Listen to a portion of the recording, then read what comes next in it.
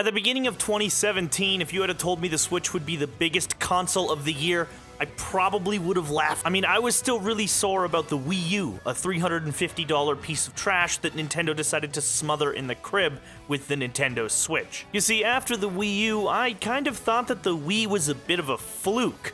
A weird, gimmicky fluke that managed to hit just the right market at just the right time. And I was kind of doubtful that Nintendo's weird, innovative pathways would lead it back to another one of those. Little did I expect Nintendo's 3-hit combo of first-party launch titles to hit as hard as they did. First there was Breath of the Wild that blew everybody's fucking pants off. Then there was Super Mario Odyssey that followed it up incredibly well. And then, of course, you've got the knockout punch for me. This is Xenoblade Chronicles 2, a game that consumed my entire December. And my January. What the hell are you guys doing here? You asked us to be here. You invited us over.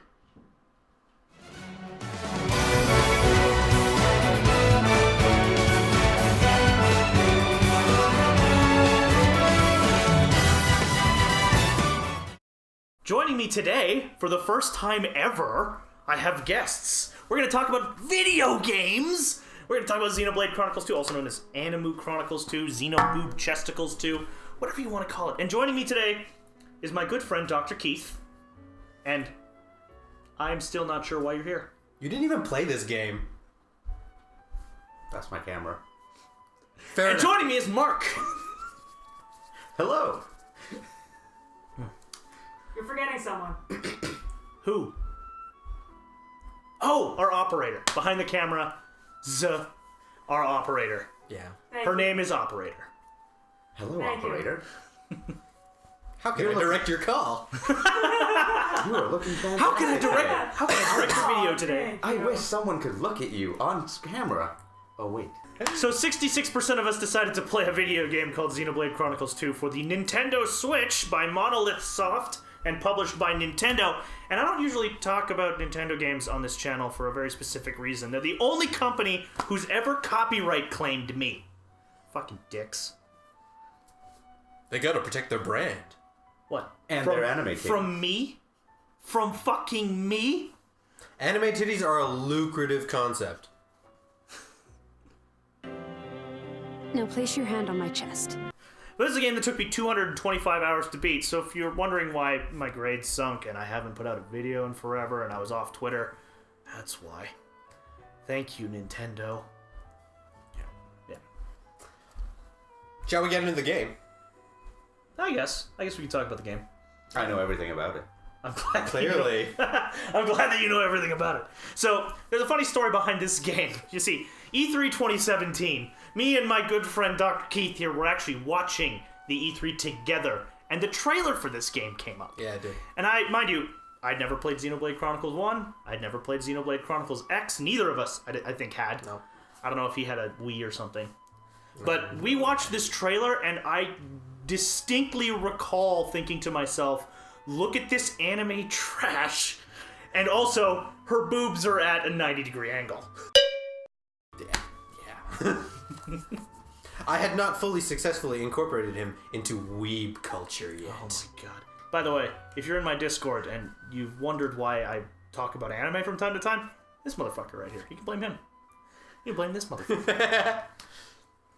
And that's why you two are gonna have to deal with it. All his fault. Don't blame me. We watched an anime movie the other day. It was horrible. Redline? You didn't like Fuck Red you! I will go easy on you. Out of my way! There's nothing in this world I cannot smell. Do you want to describe to the wonderful viewers at home what the fuck we just played? Well, Xenoblade Chronicles 2 is an action JRPG that is... Are you just reading my script? No.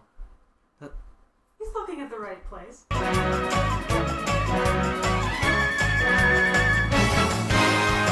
I personally quite enjoyed it. I did too, actually. Yeah. Which is why it took me 225 hours to finish. But, yeah, it is a JRPG's JRPG. It's the kind of game where you need to read a textbook on how to level up your character once or twice. Whenever I was playing, I had to have something open on my computer screen in front of me with just combos. Oh yeah, the combo listing is ridiculous. I'm off frame, aren't I? You're good. Okay. Oh, you just ruined that shot. Sorry. Ah! I found that whenever I had to play the game, I had to have like a list of combos like right in front of me, just know what I was doing. So why don't you explain it to Mark? Because he's never played the game. Oh, right. We should probably do that. I mean, How do you fight? you press the A button and then it swings the sword and then it hits the bad guy. That sounds complicated. And then Multifaceted, even. it's one of those JRPGs where you really need a textbook to figure out the whole game. Probably why I haven't played it yet. Yeah, did you Final Fantasy VIII? Have you played? Yes. No. Yes. Long time ago. First Final Fantasy I ever I would played. hope you've played Final Fantasy VIII. Oh, amazing. It has something kind of similar to Junctions, almost, with blades. Like, okay, Oh, so that's each interesting. character character has a harem of up to 3 anime girls that he or she keeps with them. Harem? I call it a harem. Okay, fair I enough. call it a harem. Yes. But it's not actually a harem. Yes. It's the Harem Chronicles. you have your anime girl Pokemon, and you have 3 of them per character, and they're your weapons. Do and they evolve? Some of them do. Can you press B to evolve? No, never mind. Continue. Some of She's them- unlocked the big ol' anime titties fucking affinity. Yeah. But you have your little your character. Each character has up to 3 weapons. The weapons give them different abilities. You attack things with your basic auto attack to charge up your abilities. You use these abilities to charge up special attacks. You cue these special attacks together in order to create combos. And then with all these combos, you use giant chain attacks to finally finish it off and do huge amounts of stupid damage. It's this overly complicated layer cake of combat mechanics. Everybody loves cake. Yeah, that's true. It's a very delicious layer cake of combat mechanics. But it plays into itself well, especially the fact that some of the fights in this game can go like 20 minutes. Ooh. Yeah, that is true. Oh. Big, almost MMORPG style boss battles. Just about to say that. I was like, as someone who can't really dedicate 2 hours to fighting one dragon, I wouldn't say 2 hours, but 2 hours if you're a filthy fucking casual. I am a filthy fucking casual. Also, did you just censor yourself? I did. I don't know why.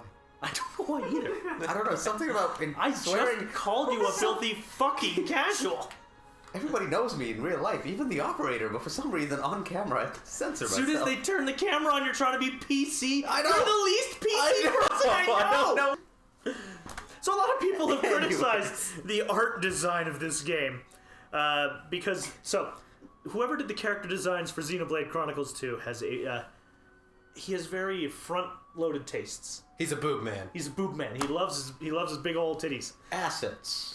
And Huge tracts of land. Yes, I believe they all do have huge tracts of land. that's one of the criticisms. That's why I call this game Xenoboob Chesticles too. So a lot of the character designs have been questionable from a fan service perspective. What did you think of that? I know you watch a lot of anime. I do watch a lot of anime. The fan service in it was sort of, on the one hand, it was there in the character designs, and you had your sort of classic anime trope: guy trips and bumps into the girl, and he accidentally gropes her, and that's in it just like it's in a lot of anime.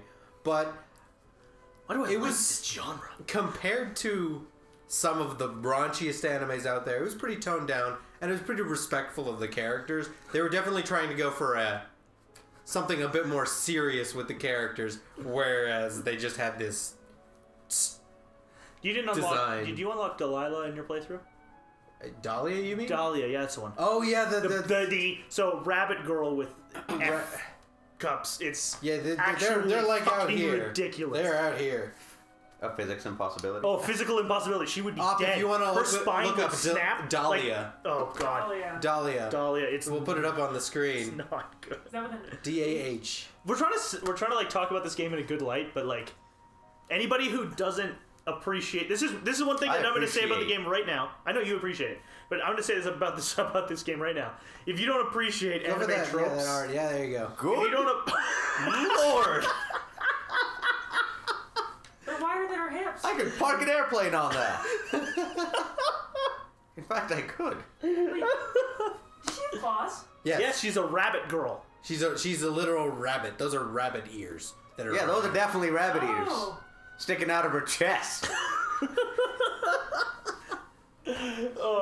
But the point I'm trying to make is, Does she This fall game- over a lot? I'm assuming she does. I never used her in my I playthrough. never used her I never either. really used her. I was too busy using Ursula because Ursula's just better. Fuck, you say that now.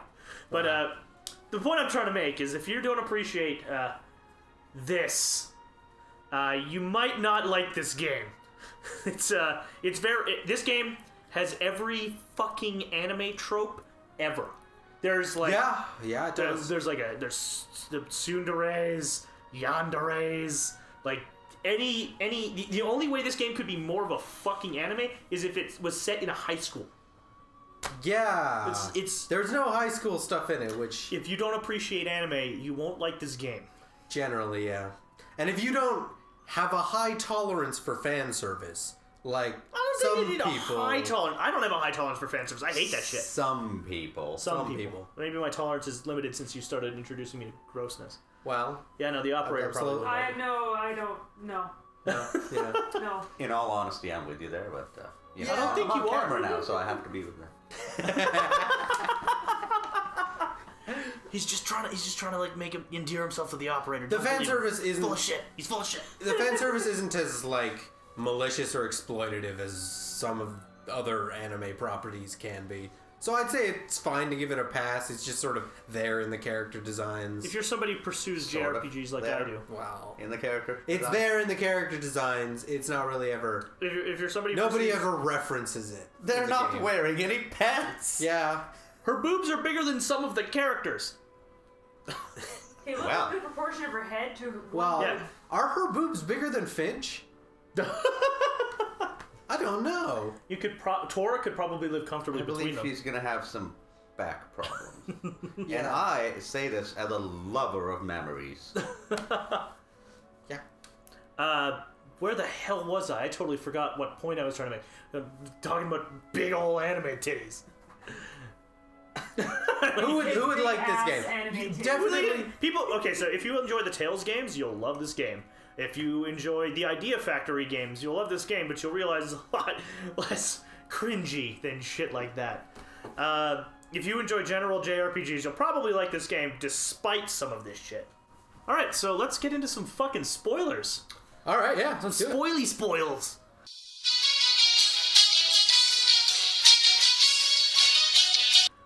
So, first off, let's kind of break down the plot, because the plot of this game is really, really simple. Like, it's basic. Like any good fantasy story, like any JRPG, it's basically just a big ass road trip. Yeah, it is. So, I'll go quick synopsis. So, we meet boy named Rex. Rex is an indeterminate, around 15-year-old kid. Rex is a salvager, professionally dives under the cloud line to get salvage from the old world. One day he's contracted by a bunch of Sephiroth-looking motherfuckers who decide to stab him in the back in the middle of the job, and then he meets Pyra. And Pyra is an older woman who's interested in a polyamorous relationship with Rex. The two of them run afoul of the Sephiroth-looking motherfuckers, and then go on an adventure to a giant tree. Along the way, they meet a whole bunch of different characters, including a cat girl, literal Welsh cat girl, a weird fetish gremlin, whatever the fuck Zeke is. Zeke's just an edgelord. He's just an edgelord. And then, of course, Jacob Taylor. Yeah, Morag's an issue. It's just funny. No, you know, she's not an issue. It's just really funny to me. It's another one of those... Okay, so, let me describe something weird here. There's something I like to call the Jacob Taylor effect in some games. If you ever played Mass Effect 2, you know what the Jacob Taylor effect is. Yeah. In Mass Effect 2, you have your crew. And everybody on your crew is these, like, exceptional badasses. Like, you've got Jack, who's, like, the greatest biotic ever.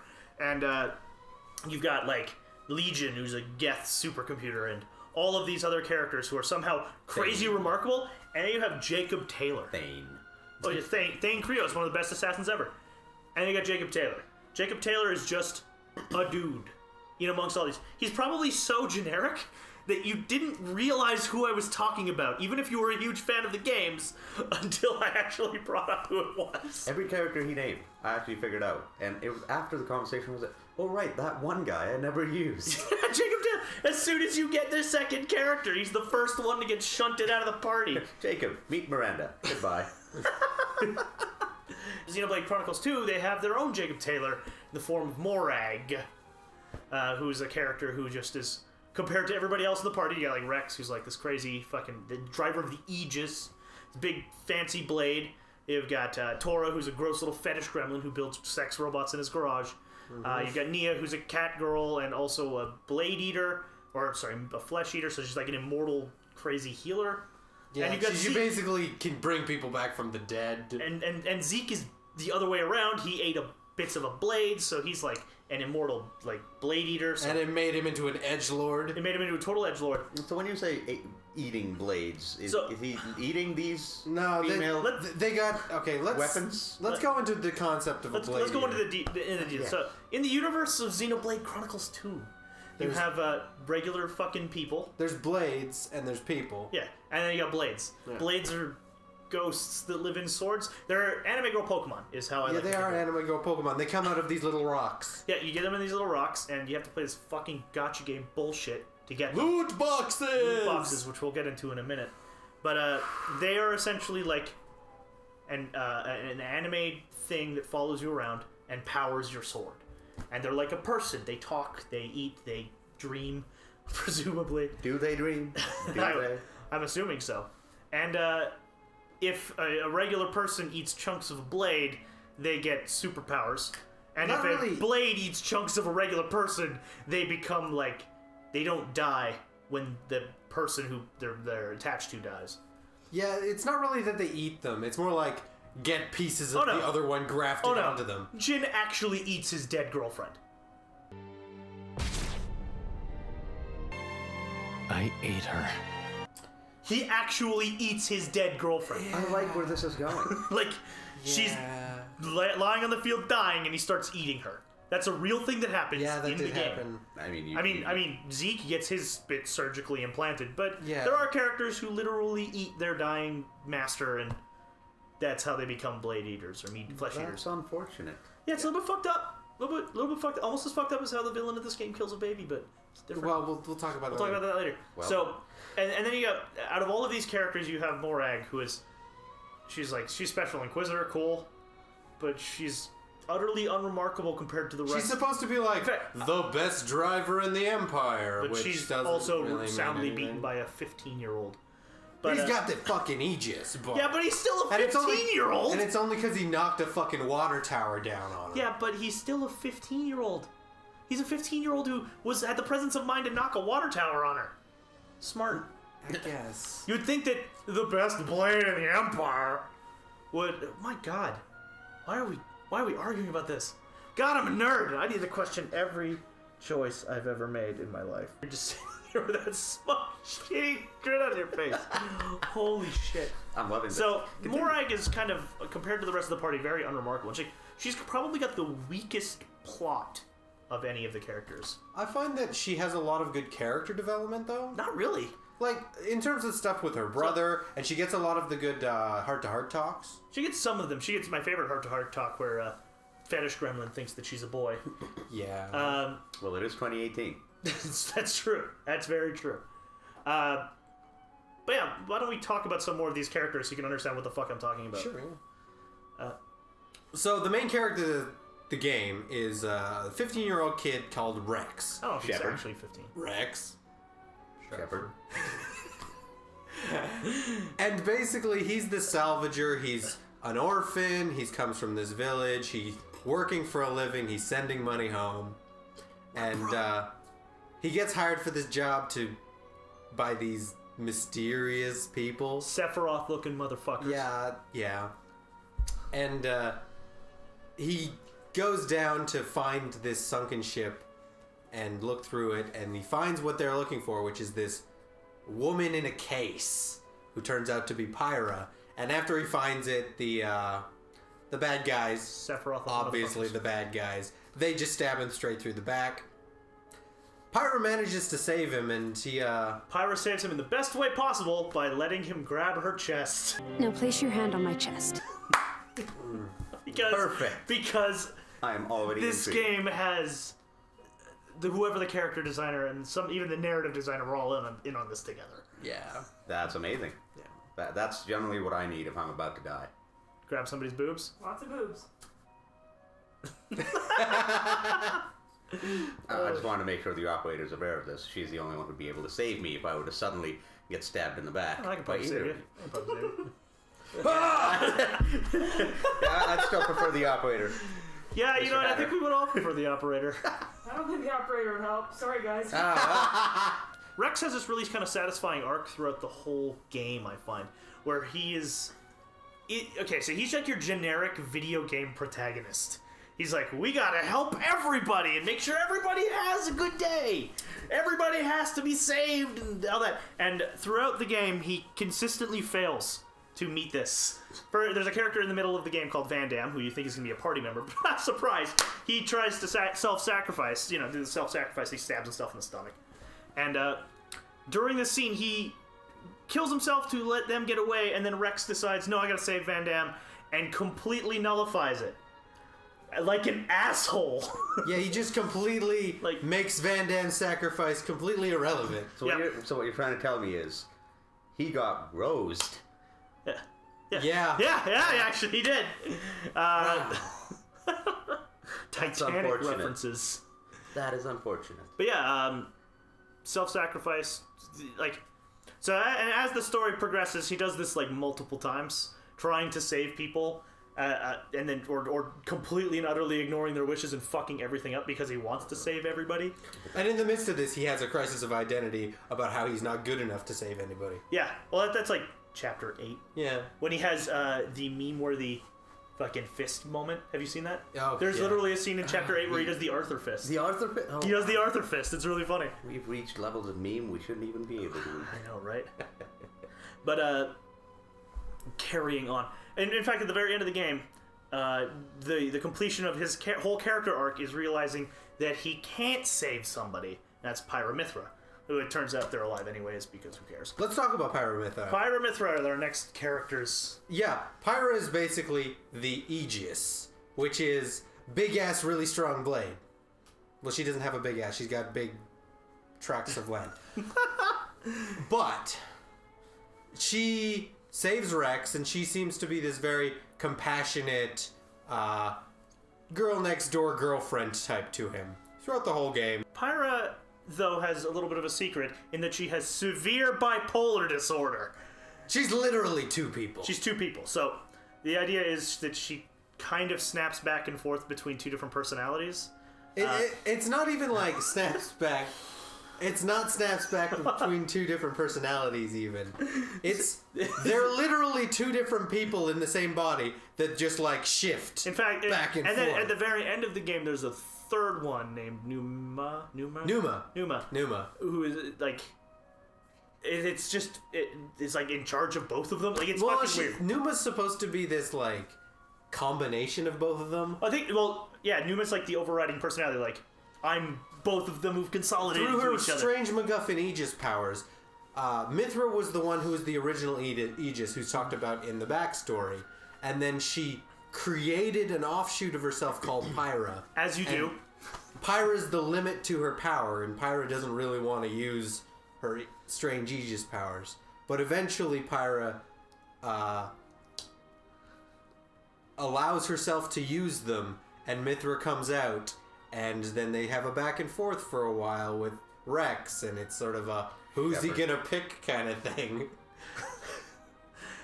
And eventually they just sort of combine, and she'll be both of She them. reconciles the fear of her own ability, and that allows her to kind of return to having blue hair. I don't know. Is it blue or is it green? It's teal. StarCraft 1 teal. She has a ponytail, that's all I know.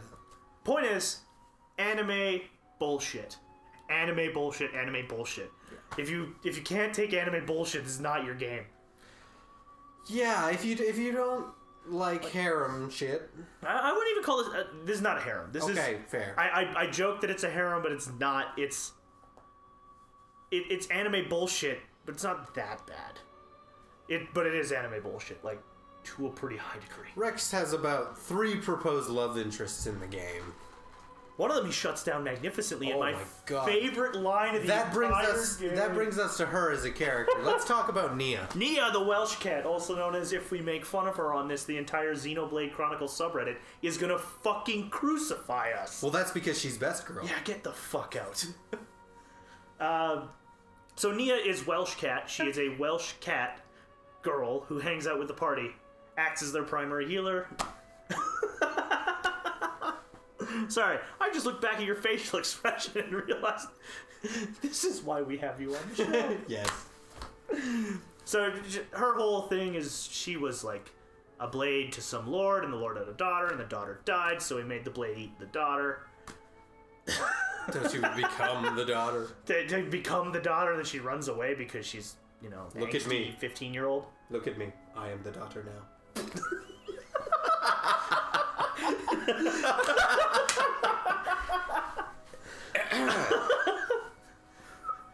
Anime bullshit. Anime bullshit, ladies and gentlemen. Yeah. She goes on a whole quest of self-discovery to learn to not be such a huge bitch. And when she finally learns that lesson, she gets shut down in the most gloriously hilarious way possible. Yeah. So, Cut to clip. It's no secret in this game that Nia has a love interest with the main character. Yeah. And it slowly builds up. And then she finally makes a big confession at the bottom of this tomb. I love you, Rex. Rex! Nia, I love you too. I love you and all you guys. So, let's do this together.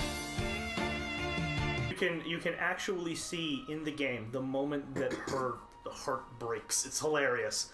It's a scene in which when I saw it, I laughed for like 10 minutes. Which is kind of messed up because it seems that she went on this giant journey to not be a bitch. And then got her heart broken while she was dying. I know, it's so fucking... I get that that's anime trope and bullshit, but still. I like the way that they handle it, though, because at the very end of it, it's just like... She's just like, yeah, okay, you got a thing with Pyra. Ultimate okay. friend zone. Yeah. Ultimate friend zone. She doesn't go back to being a bitch. She's dead. No, she's alive. She survives. survives. Alright, She doesn't. doesn't Makes die. it to the end of the She game. dies on the inside. She dies on the inside. So one of my favorite fucking things about this whole game, though, is at the very end, once you beat the game, you get a new stream. You know, JRPGs do this a lot. Yeah. And once you beat the game normally, you have like Rex and he's standing in a grassy field, Pyra and Mithra, and it's like, oh, look at him, he's got his 2 girlfriends. Once you beat it on New Game Plus, they like turn around and like wave back, and then you can see Nia run up and join them. But no other characters on screen. The implications of this is that they've decided to get a little bit even more freaky with their relationship. Yeah. Oh God, That's why? just a bad idea. Yeah. Hello, darkness, my old friend. You can handle it. You can handle all 3 of it.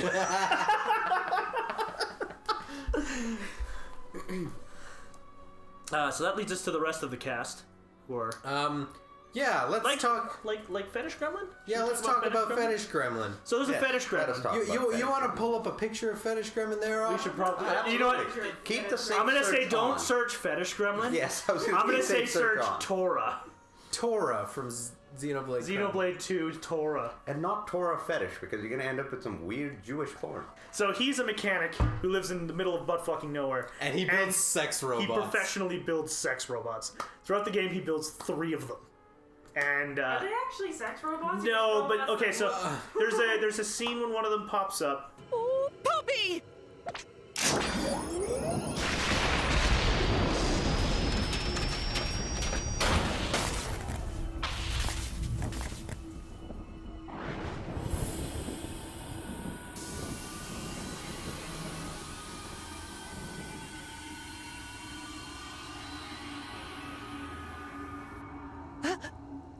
Poppy? How may I be of service, Master? Wait a minute! Oh, forget you see that. Tora must change the settings. This program is not just. This thing is not specifically designed to be a blade. It's kind of designed with other things in mind. It's like 2049. There's Oh, yeah. an Oh, entire yeah. harem and then we keep going Virtual deeper into that girlfriends. rabbit hole of Asimov's laws. So let's just start with walking sex bot. We'll go from there.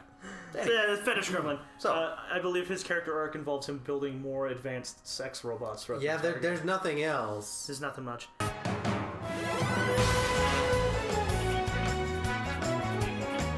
There's Zeke, and Zeke has got a big story about him and Pandoria being like best bros, and or maybe Low key fucking. Low-key They is fucking. low key fucking. And then there's Morag. That's Morag, the Flamebringer. Morag. Special Inquisitor Morag of Morardain, the most powerful driver in the Empire, and wielder of Bridget, the most powerful blade.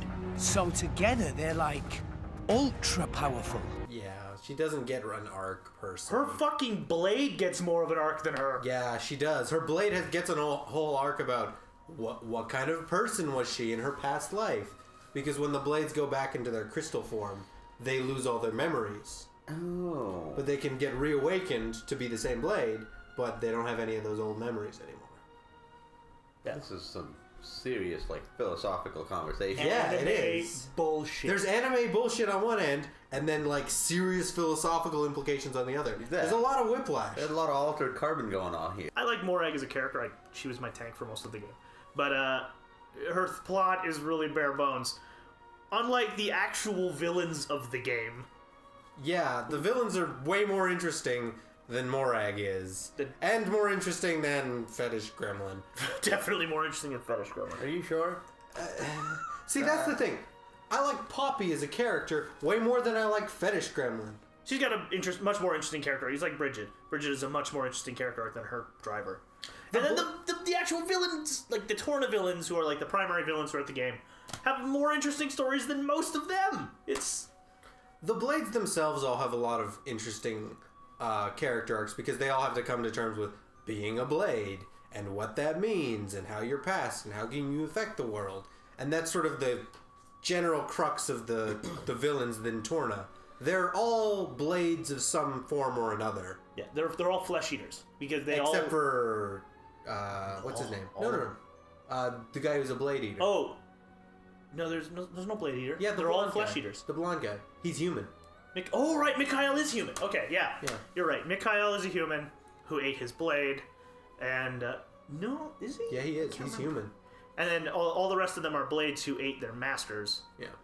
and became flesh eaters, and they all have like reasons for being as fucked up as they do. I mentioned earlier that Jin ate his girlfriend. He does, like. And he does it because he doesn't want anyone to ever forget that she existed. So he's going to live forever so that somebody's always around to remember her. Mostly it's just he didn't want himself to forget that she existed. Yeah. Like the last words that his dead girlfriend eventually tells him are like, oh, I don't want to be forgotten, blah, blah, blah. Yeah, that was weird because he keeps her in a giant block of ice on his ship. Yeah. And Which that's I thought never addressed. I thought that was going to be a big plot point. Like, oh, his whole motivation is he's going to save his dead girlfriend. No, she's just there. She's just kind of a decoration in his room. It's really fucking weird. Is it missing a few chunks? I'm assuming so. He's probably covered them up. Like, Oh, that's good. the teeth marks. Yeah. like yeah, and she's just like in a chunk of ice in the background, and he occasionally looks at her and is like, yeah. That's But what other Or than that, just stands in front of her muttering to himself, brooding. and then Mikhail crashes the ship and gets her fucking killed again. Like, it's so weird that she's there. I think that's like an artifact of the old plot before things changed. I don't know. If there was an old plot, I have no idea. I have no perception of the development of this game.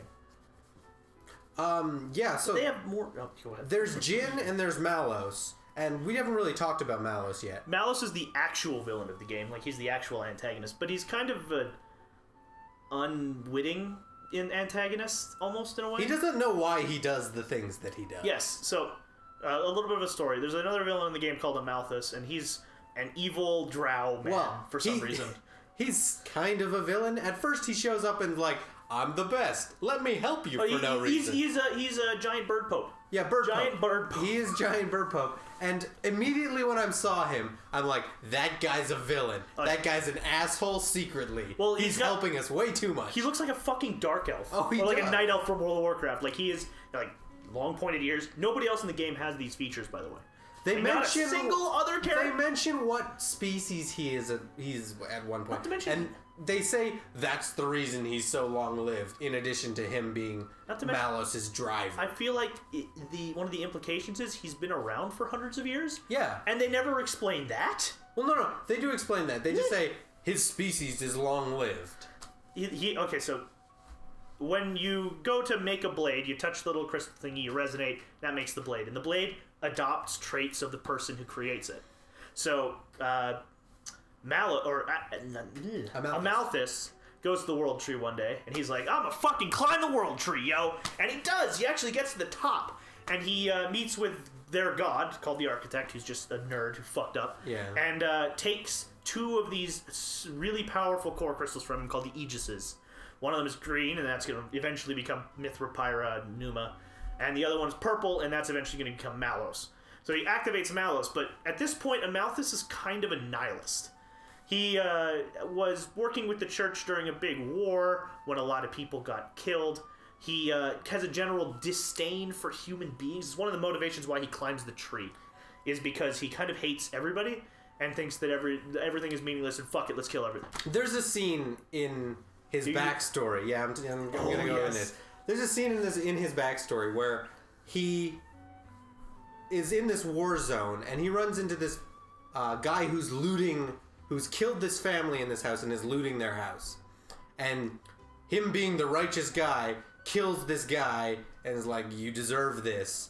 But then Amalthus sees that in this house, this family that were murdered have this baby, and the baby's just crying, and he's like, oh, he picks up the baby and he walks out of the house, and you think, oh, maybe he's the good guy, he's gonna be saving the innocent and punishing the wicked. But no, as he's walking away, you just get a shot of his back, and the baby is crying, and from the shot of his back, the baby just stops crying, and you're only left to think, did Amalthus just kill a baby? It's like, this game is, I think it's rated, yeah, it's T for teen, so with baby killing, implied baby killing. Implied baby killing. I'm not 100% sure on that one, but yeah, implied baby killing. Yeah, so he's a nihilistic piece of shit. Yeah. And he awakens Malos, who adopts that nihilism for himself. And doesn't really understand why, but he wants to kill everything. And there's a big war, and then he comes back later, and he turns out to be the real villain of the story. His whole goal to wipe out everything, he spreads that to the rest of the Sephiroth-looking motherfuckers, Jin, Patroka, Mikhail, and Akos, who make up Torna, who are the villain faction. Yeah. And they all are nihilistic assholes who want to kill everything because society has somehow, outcasted them. One thing I never got was, it wasn't really clear who was leading Torna. Was it Jin or was it Malos? Because it seemed like they all followed Jin. Yeah, so Jin seemed to be the leader of Torna, but Malos was the reason that Torna existed. Him and Malos are kind of partners, I guess? Okay, yeah. It starts out, I mean, they definitely code Jin as the villain pretty early on, with him being a Sephiroth. He wears a mask, he has a sword, he's very mysterious. He kills the main character in the first hour of the game. Yeah. But there's a lot of weirdness to that, which, you know, I think Torna is effectively well fleshed out. Like, we meet all of the characters, eventually we fight every character once or twice, and then at the end they all get kind of a redemption. Like, Mikhail crashes their ship to try and protect Rex. Patroka tries to protect Rex from Amalthus. Jin kills Amalthus and them. And who's the other one? Akos. Can't remember how Akos dies. It's probably stupid.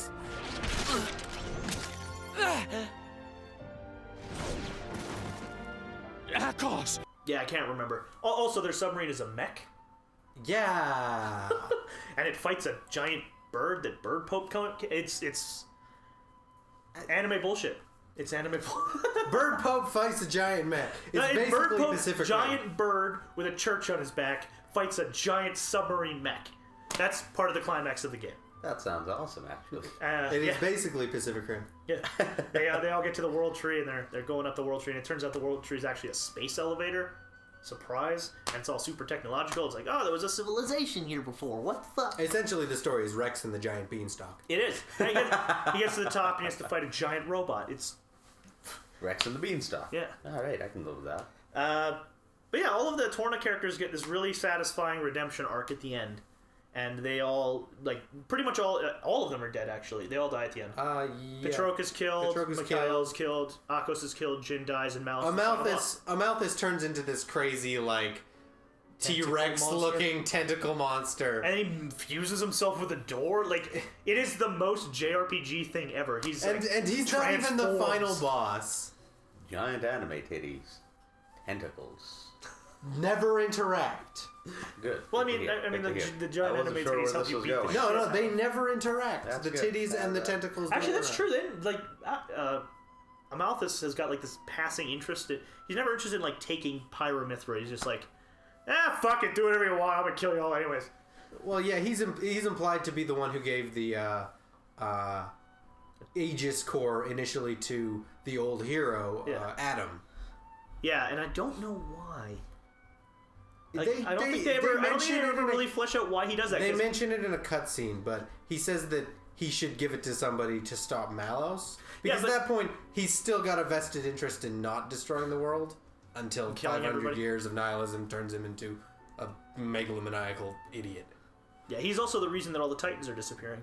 Yeah, he is. Which is one of the other driving forces of the game, which is brought up at the very beginning of the game and then dropped immediately. The Titans and core crystals. Yeah. Let's get into that. Okay, so there's this whole... Do you want to explain it, or do you want me to? Go ahead. So there's this whole cycle of like life and death in the game that characterizes a lot of the story. It kind of centralizes the themes. When the architect fucked up his science experiment and created a new universe, he wiped out humanity, blew up the world, everything died. Okay, And that cool. sucks for everybody. Sounds So familiar. he injected these nanomachines into the sky, and they became clouds that cover everything. Big cloud sea. Yeah. Bespin. Bespin, yeah. Okay. That works. Klaus is kind of... You know what? That's a bad joke. I'm not going to go there. No, that's fine. It's all good. Yeah. So he injects all these nanomachines out in the world. They're basically breaking down all the old world shit. And then he creates these like biological titans to work as continents to create life. The whole idea is that they're supposed to like spur an evolution and create new forms. And he releases all these like blades into the world. And what blades are is they're essentially a computer program that gathers data from everything around them, like genetic information, biological information, all of that. They gather all of that up over multiple sequences, so when they're bound to a person. Then when that person dies, they upload all of that data to a giant data bank. And Pyra, or I should say Numa, the Aegises are actually in charge of that data bank. They're essentially super processors, AIs. Okay, cool. There's actually 3 of them, and one of them is just disappears? No, one of them is the Monado from Xenoblade Chronicles 1. Right, that's what it is. Because yeah. when he accidentally creates a new universe, one of the cores goes with it. It's weird. Interesting fact about this game, both Xenoblade Chronicles 2 and 1 happened at the same time.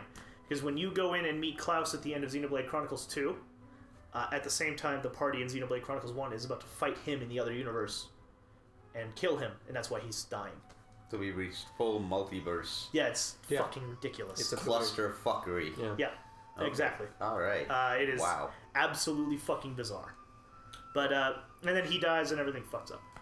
Oh. But, where was I? Right, I was talking about... So, Blades over time gather up all this information, and eventually they enter into a cocoon stasis and grow into titans, new titans. And then they use all the information that they gathered to create new life. And this was Klaus's way of fixing his fuck-up, because he basically killed everybody. So, he's using these titans to cultivate new life while his nanomachines fix everything below. And at the end of the game, like, the nanomachines all die and go away, and then there's a new continent that they've built. And all of the titans crash into it, and all the animals. So it's like a bunch of Noah's Arks. Spoiler alert. Spoilers alert. We gave that way earlier. Oh yeah, we've been sitting on spoiler alert for fucking 32 minutes. More than that. At least. But 20 minutes for video time. I don't know how much it's going to be in editing. Matt, take whatever I just said and put the actual time. But we, so that's how the world kind of works, and it's got a weird logical consistency to it. I liked a lot, and it's interesting to the story. It's very deep and thought-provoking. I particularly like the way that they made each of the Titans, the big major Titan countries, into sort of different entities. They all have a different culture, and you were going to talk about voice acting. Oh, yeah. So one of the things I love about this game is... So this game has both the best and the worst voice direction I've ever seen. Yeah. First of all, you've got this shit.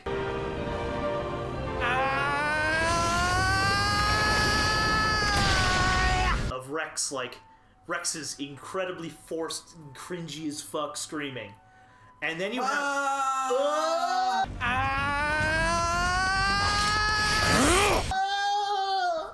And then you have the presence of mind to specifically tailor your voice acting to regions. So you can tell where a character in the game is from based on how they speak. So, that's really cool. Characters from the Gormati region all have this thick Welsh accent. Recently, they've been recruiting drivers from all over. The pool of potentials is ever shrinking. They must have run out of candidates in the military. What do you mean by potentials? I'm not sure I follow. Just see for yourself. Characters from More Ordain have this more Is precisely the kind of scenario that I mean to prevent. And what if we resist? Then I will have to restrain you by force. thing going for them. That's unfortunate. And then characters for ancient characters like the Blades and a couple of the Torna characters all have more American accents.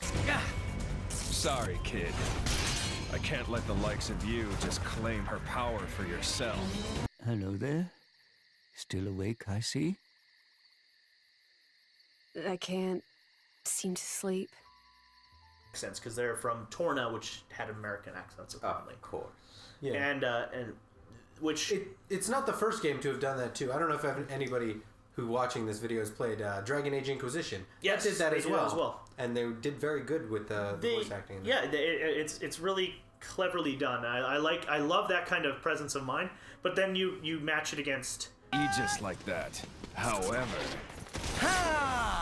some of the really fucking cringy deliveries that this game has. It balances out.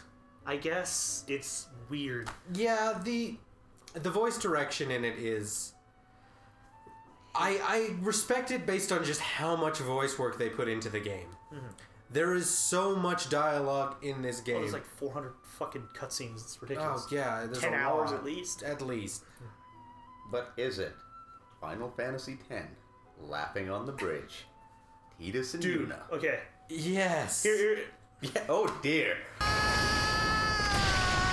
So the subtitled or the Japanese voices with English subs you can download. As Okay, DLC. because I find DLC. that might make the screaming slightly better, because with enough anime watching, you get a little desensitized to the ridiculous screaming, but the minute you watch the exact same scene in English, voice actor or no voice actor, that happens. Yeah, that's I also think that bad. the voice actors that they chose for this aren't used to doing overdubbing, because they were not good at syncing up to the characters on screen's lips flaps. There's a couple of pretty well-known voice actors. Either that or they didn't have the video on screen while they were dubbing. They were just saying lines into a mic with nothing to look at. I think the English voice actress for Nia is an actual actress. Really? Okay. All of this for you. We'll do it together. We'll find out together. So I guess we could talk about graphical fidelity, stuff like that. Yeah, the production design on the game is really high quality. Mm-hmm. It's polished a lot. The music's fantastic. You said it was by Chrono Trigger. So the guy working for Monolith Soft who did a lot of the composing for this, there were a couple composers, but one of them is the composer of Chrono Trigger, the soundtrack for Chrono Trigger. And that guy's amazing for doing songs that get you super fucking hyped up. He's also really good at walking bass lines. Like, I'm gonna put some examples in a second here, but you can hear, like, listen to the bass line in these two songs. They're like very similar.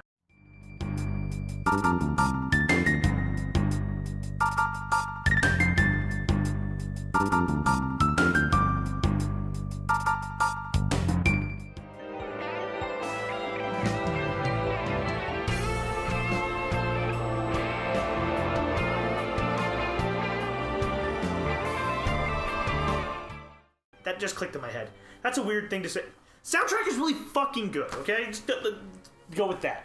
Yeah, it is. And the graphics are pretty good. The Switch handles pretty much everything at high frame rates and high it's good. Graphics. The one thing I've noticed that with the Switch is the fidelity kind of drops a little bit when you go to handheld. See, I played the whole game in handheld. Yeah. I played the whole game in dock. So, whenever I would pull it to handheld, it looks muddier. I feel like they changed anti-aliasing or something on that. Maybe. Isn't it limited to 30 frames in handheld mode versus up to 60 and true HD on there versus 720 on the screen? I haven't even played the game. I haven't even fucking played the game. You lying son of a I'm not saying I know nothing about it. Yeah, that is one aspect as well. When it's docked, you've got a better frame rate generally. Yes. Which is weirdly the opposite of Breath of the Wild. It is. Which in Breath of the Wild, when you pulled it into handheld, you got a way better frame rate, and when you were docked, you had worse frame rate. Like a pleb. Which is just, I mean, I guess the Switch is just a weird methodical labyrinth of weird design choices. I guess. Either way, the graphics look good. The world design is fucking brilliant. I love. Yeah. Every zone is beautiful. Even the rocky and boring as shit Temperantia, which is basically just a rocky field in the middle of butt fucking nowhere with nothing going on. And dinosaurs. There's dinosaurs. Dinosaurs that will fuck you right the hell up. Yeah, randomly just wandering around. So the zone's designed for level 40 players. They dropped a bunch of level 90 T-Rexes in it. Oh, that's amazing. Excuse me. I guess I just choked on Like pretentiousness. dick life. There was no... I'm the one you want to get rid of? I said life. He said dick. Did you say it's some sort of advanced 3D plus cel-shaded sort of art style? Because yeah, that's what I find in this. It's a little like uncanny valley for someone like me who is a filthy casual. I find the graphics to be quite beautiful, yet vibrant, yet almost a little too anime at times. Well, yeah, it's very anime. Like, they're going for an anime-looking aesthetic, and they did. In all fairness, it looks a lot better than Berserk 2016. Well, a wet lumpy Which is an shoe actual anime. looks a lot better than Berserk 2016. But it also kind of falls short of other things, like Dragon Ball Z Fighter that came out earlier this year. Just looks fucking beautiful. Yeah, that is how you do cell-shaded anime Mind you, style. Perfectly. That's a fighting game, so they don't really have to focus on as much. Like, they had to do with world shit. It looks like their backgrounds are this big. For graphics, I would say it looks like a Tales game with a budget. Yeah. It really does. And for an open world game with like expanses and expanses of 3D models, like there is so much content in this game that I'm just impressed with how well they did for not taking 10 years to make this game. Absolutely, that's something I wanted to touch on as well, for the fact that I am quite apprehensive when it comes to big scale projects on such tiny processing power. Yeah. The fact that they made this game look the way it did, it actually impressed me, which is saying something.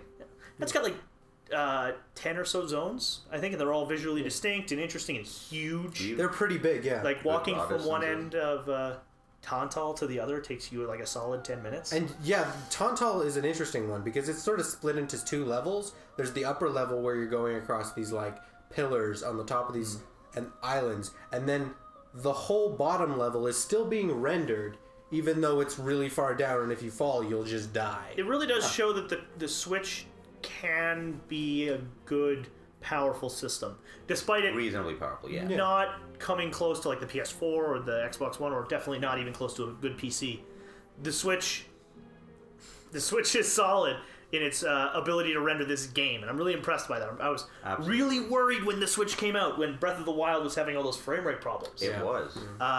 Like, those were really bad, and I was scared that the system was not going to be able to hold up to big, interesting games, but Xenoblade has proved me wrong in that, and I'm now much happier. Same with Mario Odyssey. Mario Odyssey did the same thing. Optimization. We should actually get to the meat of the matter, though. Yeah, probably the game. The game. Holy shit! This is a video game too, guys. Just so There's a game here. There's a game. I was unaware. It's not just 10 hours of cutscenes. It's I thought not we were just watching an anime. It's not just a choose your own adventure anime. It is a video game. And, Okay, choose your own adventure is pretty stretching it. You don't choose much. That's true. This is a very limited. You don't really choose anything. Hold up. You make the most important choice in the game. What's that? Which of the two bipolar waifus you want. Basically, it's an open world RPG. You wander around large, expansive zones, and you fight monsters and all that good stuff. You go on main quests and side quests to do stuff. But this game has got a metric shit ton of things to do. So in my playthrough, I knocked out 225 hours total. I think you were around. Mine was 125. 125. Yeah. So that's a lot for like a game. Persona 5 took me 100 hours to finish, and I like to think that I went hard on that game too. But Xenoblade has got a staggering amount of stuff to do. You have, of course, each of your characters can be leveled up to level 99, all the old school RPG stuff. There's a tree for each character to unlock passives through points which you earn through performance in combat. However good you do, you get more points. Using chain attacks can increase the number of points you get as well. And you unlock this tree, which you're usually going to unlock by halfway through the game because it's super short. And then all of the blades, all 40-something of the rare blades, and all infinity of the trash common blades that nobody cares about. Oh, God. Have a tree called an affinity tree. And it is essentially a massive list of quests that you do for the blade in order to power them up. Some of them are just like, go to this zone and kill 5 boars. And some of them are actual quests with voice acting and cutscenes and all that stuff. And some of them are shovel this amount of this specific food into their gullet. Oh, yeah. The most effective way to level up their trust, which unlocks more of the affinity tree, is to just shove food in their mouths. Not even food they like. Just food. So I got to close to the end of the game, and I decided that I wanted to kind of wrap things up. So I took all of the blades, and I wanted to max out their trees. And the most efficient way to do that is to get a food that they don't like, because blades have foods they like, or foods they like, and give them exclusively hundreds of that food. Specifically because every time you give them a food they like, they do this little voice chime. It's like, oh, I like that so much. That takes more time and isn't worth it. So you give them like food that they don't hate for hours. So it's skill tree foie gras. Yeah. Exactly. That is. And that unlocks all of the affinity nodes, and then you do the quests in those affinity nodes to power up the blade, and then you start New Game Plus and realize that you are so fucking overpowered it's not even funny. Yeah. But every single one of the blades has it. All the rare blades have about 44 nodes, so that's like a shit ton of content right there. That's all stuff you have to go out and do. It's 99% of it is like, go fight these monsters, collect these items, talk to these people, complete this quest. Now, my question for a game with that much content, though, does it suffer from Skyrim-itis or Witcher 3-itis, where for a newcomer or someone who can't dedicate 4 to 6 hours a day to the game, where you look at the map, you look at your quest markers, and you just sit there and go, well, shit. Well, see, here's the thing, because you basically 100%ed the game. No, I didn't. Well, I got you close. came a lot closer than I did. I mostly beelined the story, and it's not distracting to have all of those quests, because you get quests, but there's not actually that many of them. There's no markers all over the map. Okay, cool. It doesn't give you markers unless you're in a specific quest. It only gives you the marker for that quest. Yeah, you can It's not open worlditis where you have to go explore every spot and unlock every area. No, you can just go and do a thing and then come back. Or the quests are kind of more story based. Yeah, the actual side quests are rather in depth. Actually, they take a good bit of time, and they've got a whole bunch of different steps and story little tidbits in them. The affinity chart side quests are like these 5-minute bites. Like you could, if you use fast travel, you could go to this area and kill 10 of these with this blade. Yeah, and it's very simplistic, and like you could do a bunch of those in like a 2-hour sitting, or instead of like clearing the whole thing in 6. Okay. But you don't need to do them. Oh yeah, they're minor enough. It's not like Skyrim-itis where like every cave you see has like a real tangible potential benefit. These are minor enough that you could max out Pyramithra and never ever look at another one. But aren't there specific skills you get out of the Affinity Tree that if you don't focus on early game, later game, you actually end up kind of getting stuck? Not really, because I heard strength was one of those things. You can always go back, first off. Yeah.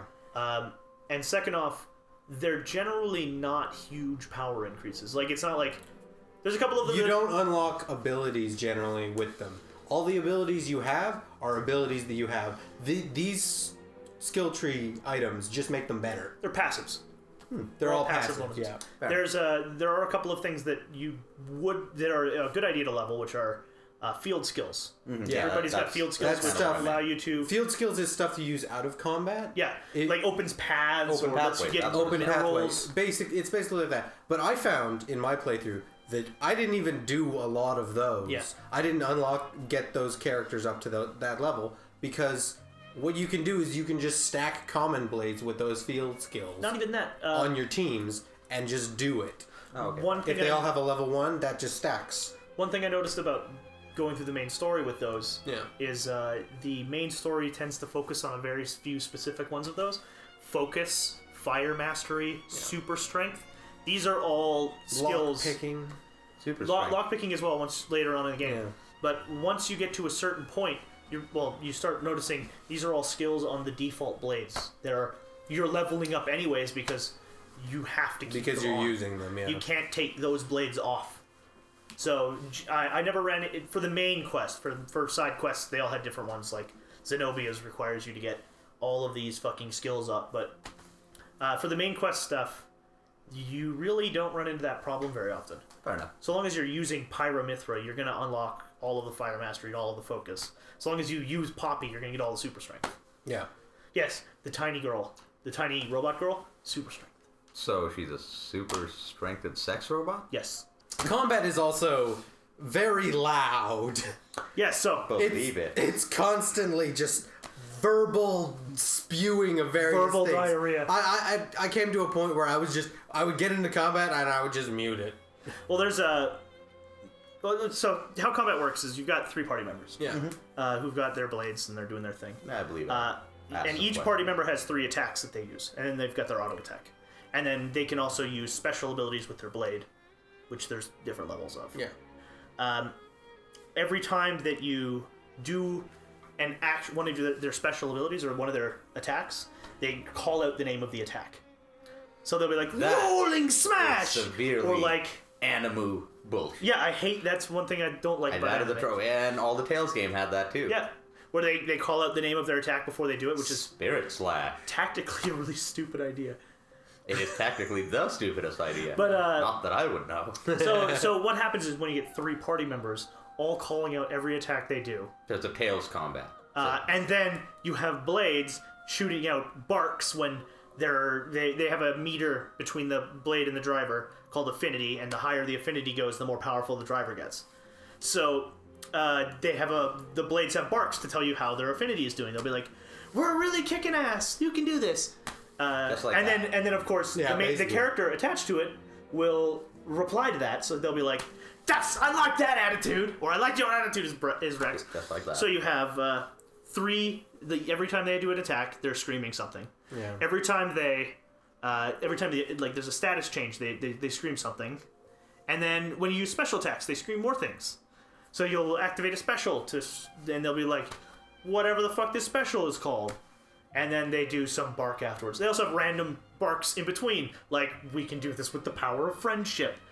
And combat becomes this, like, loud clusterfuck of everybody yelling.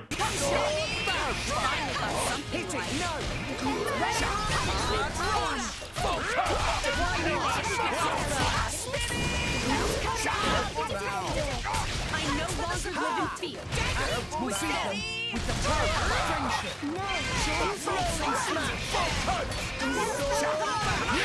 And colors. And shiny colors. And particle effects on the screen. And then suddenly, like, a QuickTime event. Oh yeah, QuickTime events, which I'll talk to in a second. And combat, when you actually boil down the combat, it's actually really slow. The whole point of the combat is all of the characters have an auto attack. Yeah. You walk up to them and they go. It's like a 3-hit auto attack. They do bash, bash, bash. You want to activate your skills right on the third auto attack. Yeah. Like right after it. And that gives you more of your special meter, which you then use to do specials. Which are elemented, and you use different element combinations to do different chains of combos. And then once you've done those combos, they create a seal, which the seal then makes them resistant to the element that you comboed, and it locks one of their abilities. Yeah. And then once you have a couple of these seals up, you do a chain attack, which is literally turns into a turn-based RPG. Yeah. On the spot, everybody just kind of like goes one after the other and does their special attacks. Yeah, and with quick time events. And then you break these fucking seals that you put on them, and every time you break a seal, you get another turn at your little turn-based RPG mode. And then if you manage to break enough seals, you get what's called a full burst, where everybody attacks at once. And if you kill the enemy with that, you get bonus experience and items. Yeah. So you want to do that as much as possible. That is the gameplay. That is the gameplay. All right, time for a smoke break. Yeah.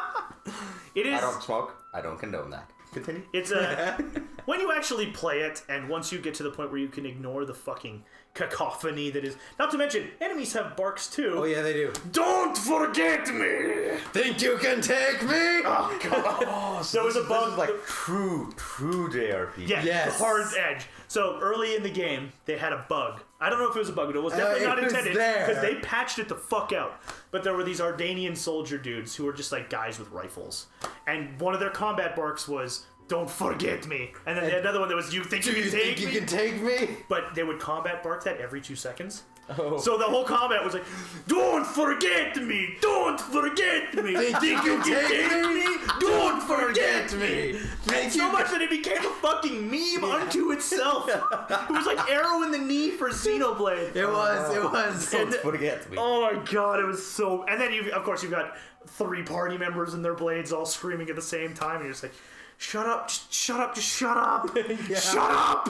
I don't need can't. to know that you're doing a rolling smash! It's even funnier. I just hit the button for rolling smash! It's even funnier when, in story, this is supposed to be a stealth combat. Oh yeah, Perfect. the first time that really comes up, they're sneaking onto an airship. Yeah. And in order to break somebody out of prison, and the combat is...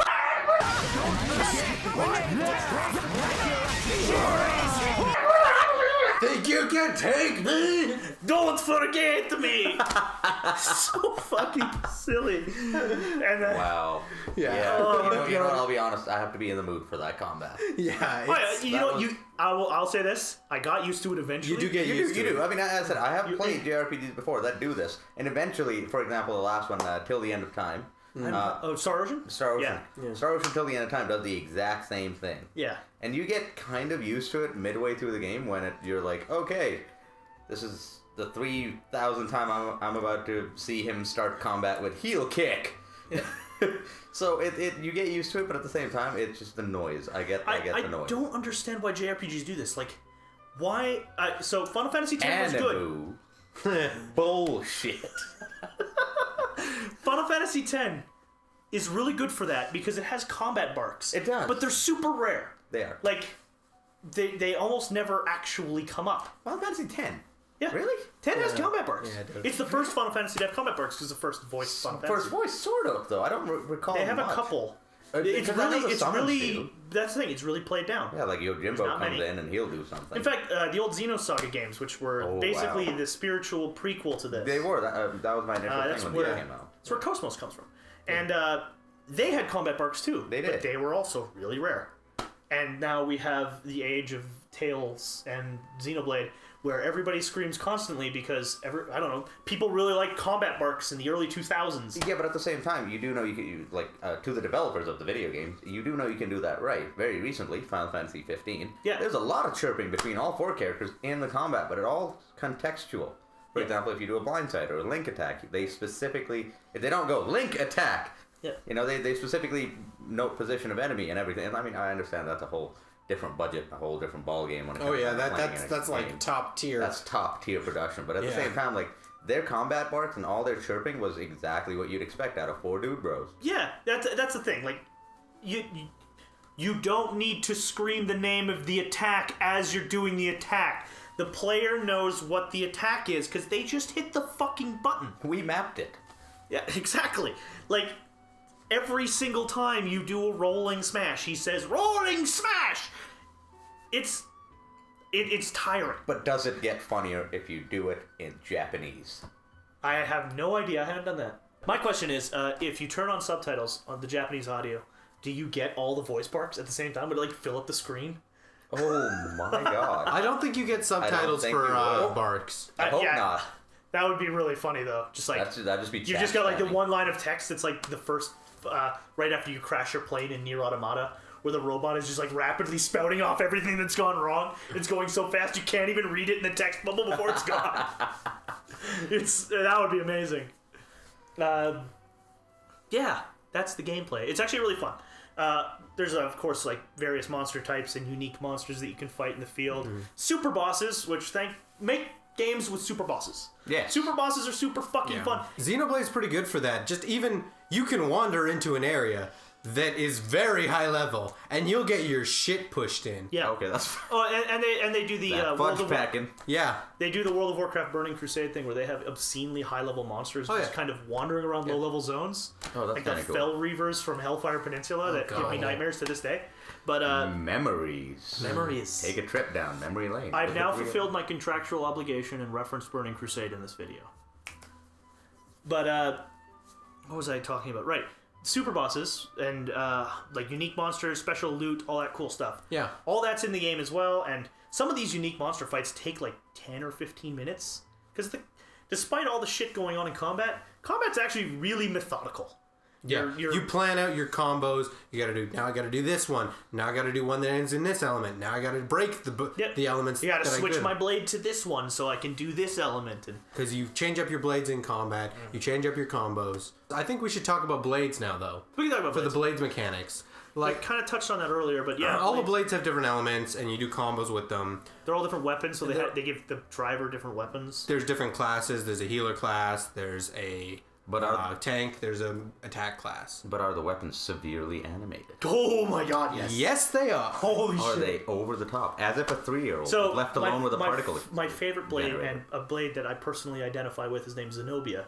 Her whole deal is her stats are all oriented towards fighting bosses. Sorry, what? Her stats are all oriented towards fighting bosses. She gets right, I bonuses thought you said something different.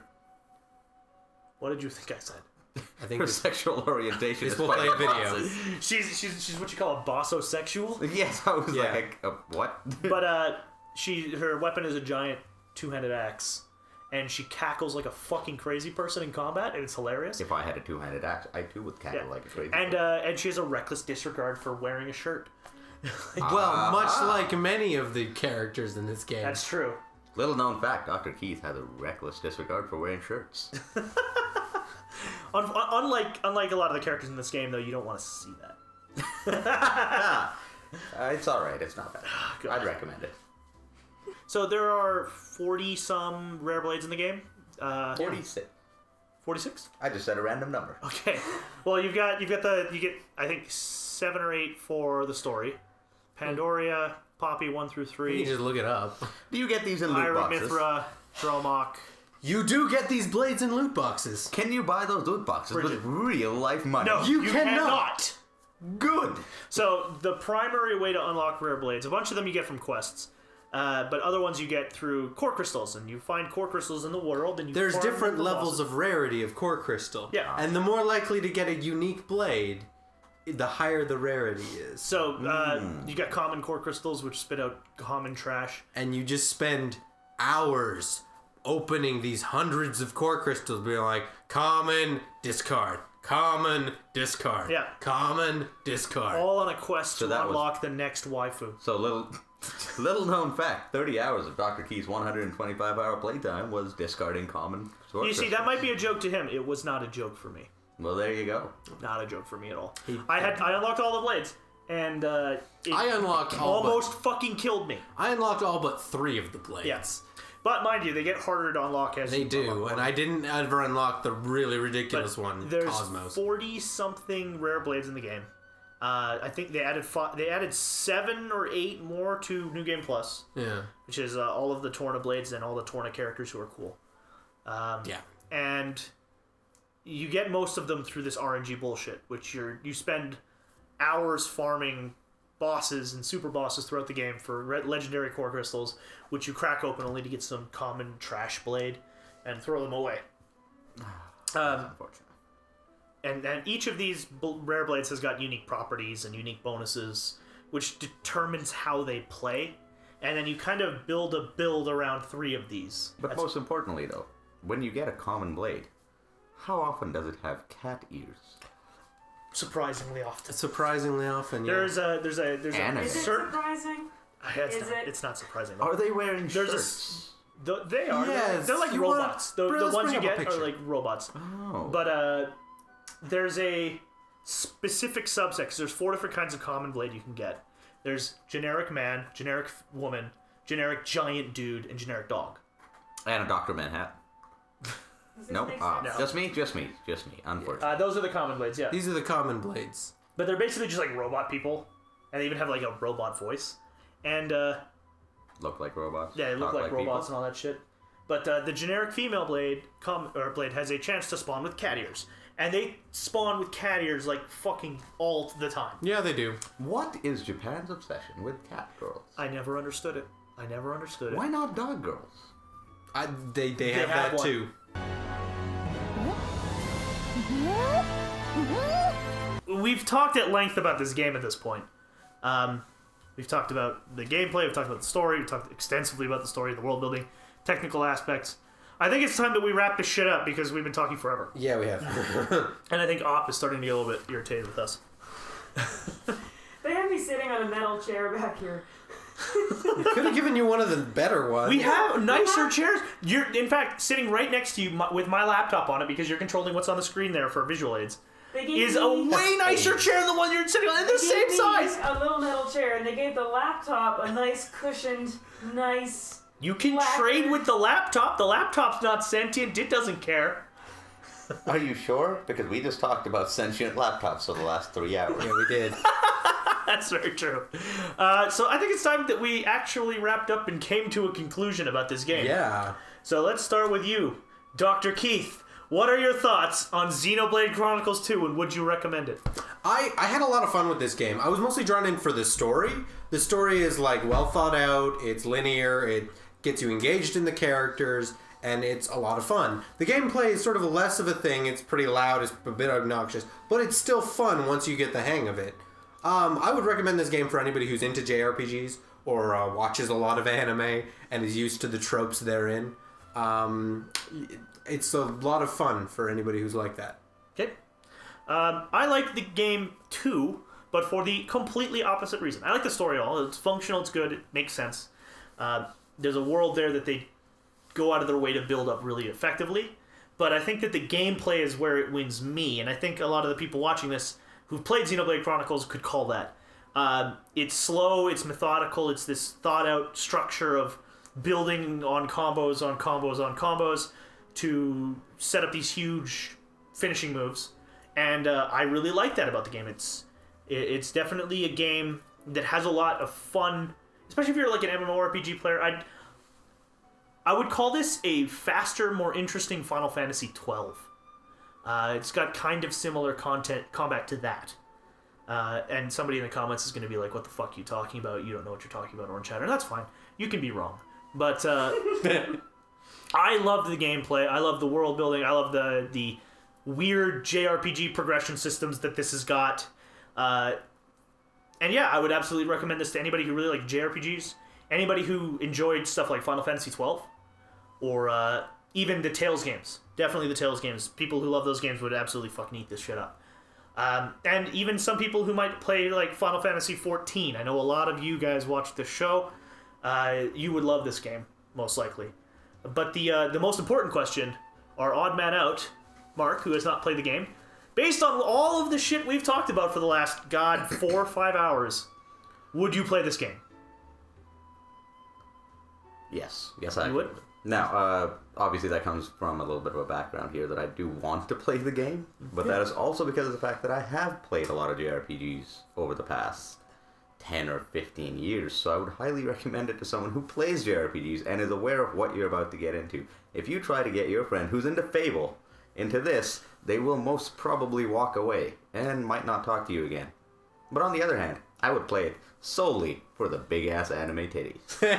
On the other hand, if you have a friend who plays Fable, you should stop being that person's friend because they have terrible taste. Absolutely. Fable's a terrible game. It is. All three It's of them. not good, no. It's not good. Three of them. All three of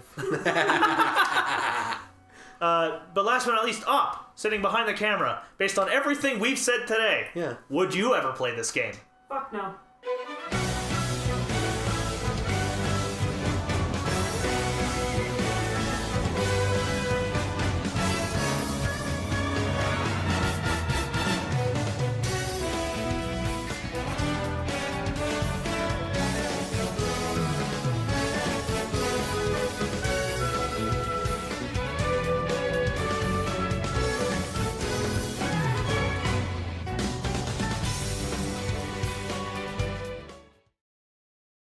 Oh god, Big ass anime titties!